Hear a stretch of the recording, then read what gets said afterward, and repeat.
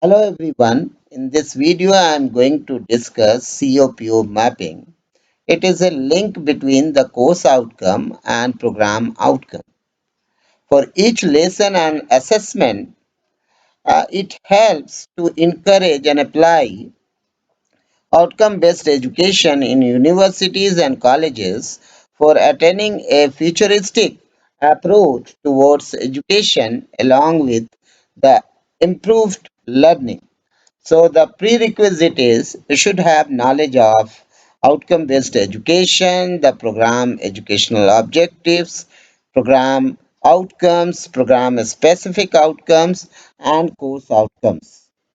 So for making this video, I have used few sources, and these sources are very important for all the competencies and performance indicator of the program outcomes. So you can download these document and then you can use these document in the preparation of your CONPO mapping.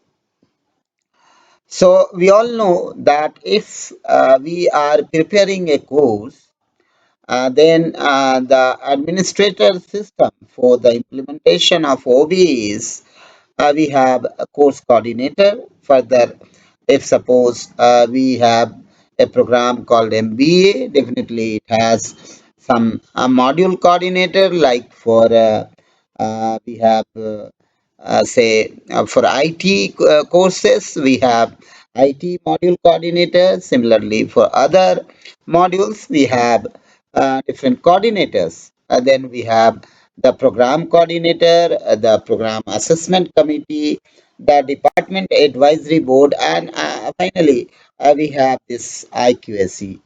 We all know that the accrediting bodies define some guidelines, some outcomes that an engineering graduate should have, like the engineering knowledge, the program analysis. So I'm not going into that. We have these program outcome, 12 program outcome for engineering students. And then we have the PSOs, the program specific outcome. I have given this example here. And further, we have the course outcomes. Okay. So these are the learning outcomes or student outcomes. So now I will talk something about the competencies and the performance indicators. Performance indicators indicate what concrete actions the student should be able to perform as a result of participation in the program. And the competencies are combinations of attitude, skills, and knowledge that a student develop and apply for successful learning, living, and working. So now, just see how we do the assessment planning. We all know the Bloom's taxonomy, the remembering, understanding, applying, analyzing, evaluating, and creating. So here you can see that we have some kind of test, some examination through which we can judge a student in these lower levels. And for higher levels, we have like course project, mini project, minor project, or any capstone or research project. So, see, this is what this is the assessment. So, we have two types of assessment. The one is the direct tool, and second is the indirect tools. So, in direct tools, we have some tests, some assignments, some lab, a seminar, project. So these are known as direct tools. Okay, and uh, say how your course outcome is going to contribute to the program outcomes. It is not necessary that these kind of tools is going to impart in all these program outcomes. Definitely not. But what we do, if suppose for a program outcome 1, 2, 3, and 4, you can see that we can the test is going to contribute in these outcomes. But for others, like we have indirect tools like course in surveys. Suppose we have started a course, then we have suppose some survey for at the end of a course we have some survey. So through these tools also, these tools are going to contribute something into the program outcomes. So now see how we will put these values, these connections between a course outcome and program outcome. So what are the requirement? Requirement is we should know the POs. We should have the POs already. We have the POs of NBA for engineering students. We have PSOs. We have course outcome, and then we have competency indicators. We have assessment reports, and then we can start by using any tool like we can do this mapping using Excel. Just I'm showing you we have noted down some competencies as defined by the NBA for program outcome 1. Say the competency 1.2 is demonstrate competence in mathematical modeling, and the indicators are like the we have two indicators, 1 to 1 and 1 to 2. Similarly, the other competency is like demonstrate competency in basic science.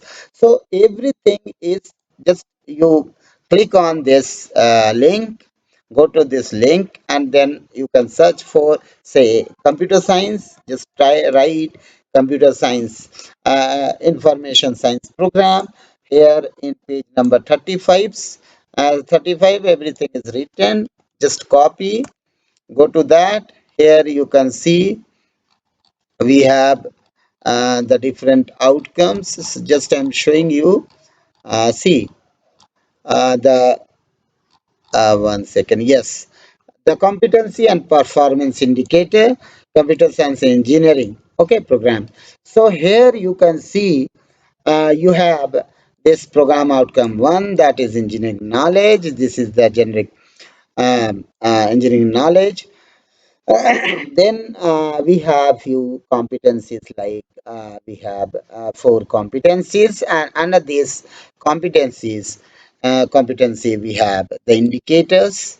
Okay, so what we do is we will prepare the Excel file. See, I'm going to show you everything step by step so that we are able to make this COPO mapping by first mapping your performance indicator with the course outcomes, and then you can map the CO and PO. So this is Faculty of Engineering Science. The class is BTech, branch computer, and then the course name is Formal Language and Automata Theory. Then the year 2021-22, and now see we have listed all the program outcomes that is given in the document. Just see all these outcomes, all 12 outcomes, and all three specific outcomes are listed here. And after that, we have the program specific outcomes like demonstrate competency in mathematical modeling. I have actually copied this from the uh, document. This document, I have given you the link. So just copy one by one from this showing you.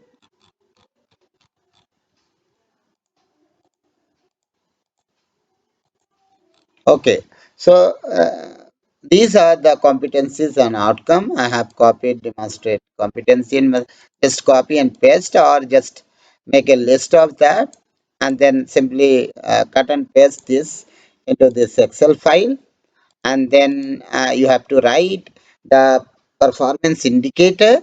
in the right of the competency.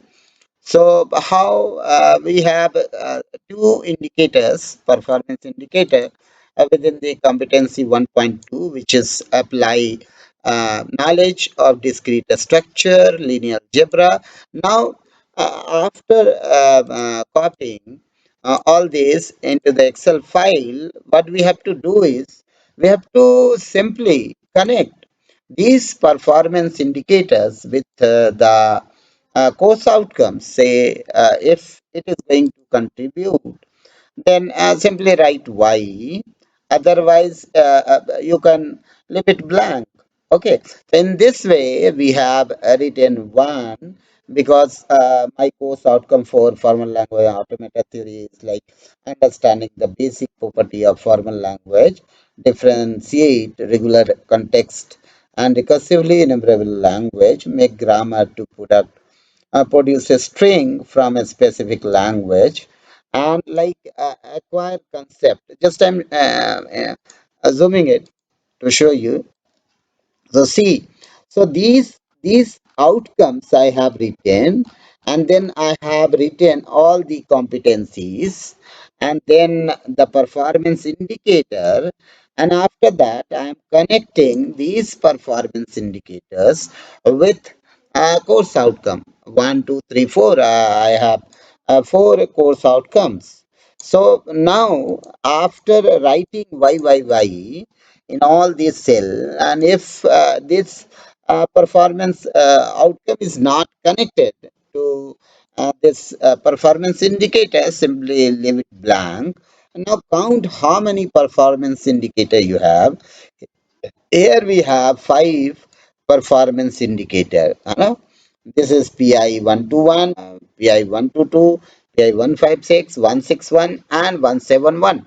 So I have copied everything from that document. Now we have to write a formula so that we can find the value.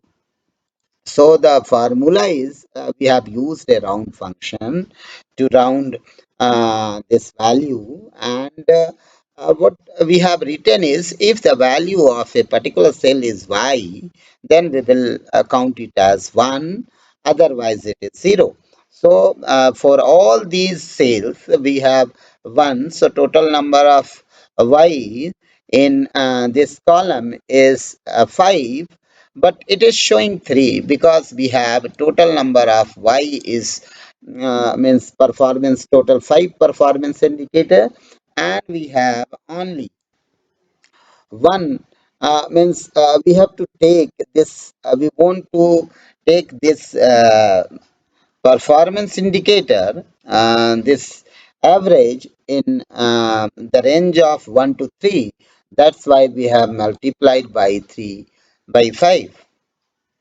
So please note down that after writing y in this column, I have to count number of y's and number of program indicator. Definitely here we have 5 y's.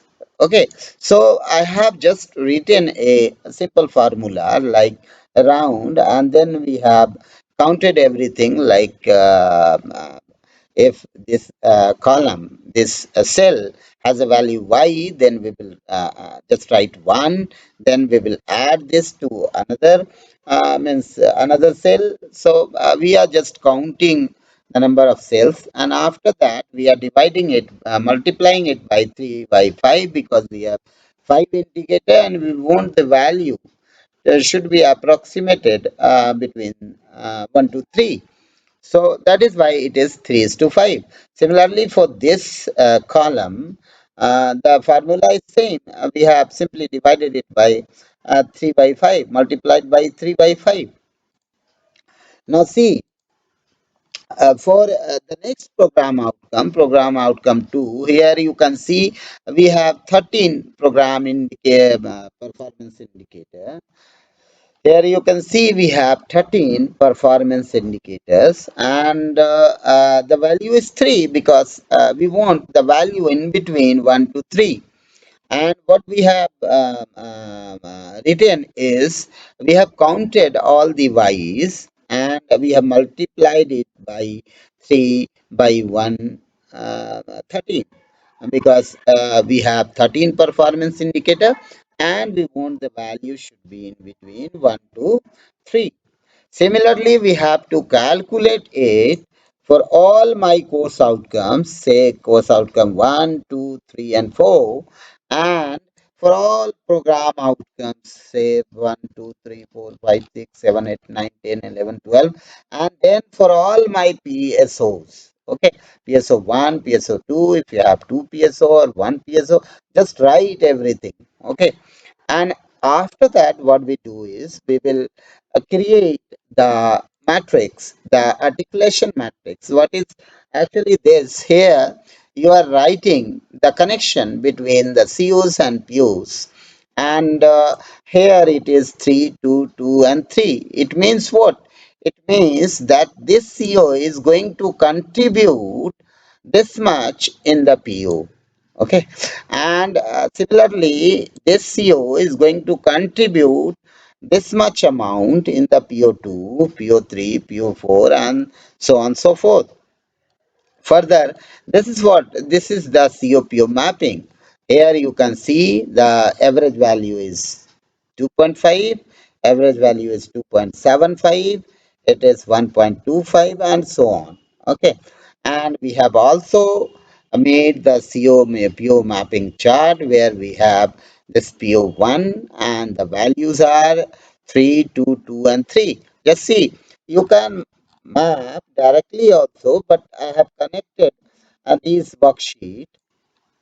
So here you can see we have three for a course outcome one, for course outcome two, we have three, then two, and then three. Okay, so I have written everything here like for course outcome P1 is 3, it is contributing it is contributing that much in PO1, and for CO2 is contributing this much in PO1, and similarly we have to make everything, write everything, and then we have simply used the average formula, average, and calculated the average.